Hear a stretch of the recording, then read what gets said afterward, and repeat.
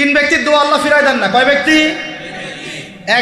এক নাম্বার হচ্ছে মুসাফির, দুই নাম্বার হচ্ছে কি সন্তানের জন্য পিতামাতার দোয়া, আর তিন নাম্বার কি মাজলুমের দোয়া। মাশাআল্লাহ, আপনারা জানেন ভালোই।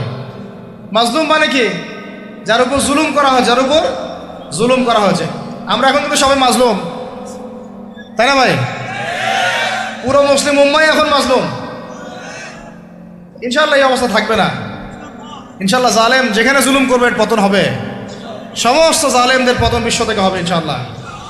এটা সময়ের ব্যাপার। কিসের ব্যাপার? আল্লাহ পাক পরীক্ষা করছেন আমাদেরকে।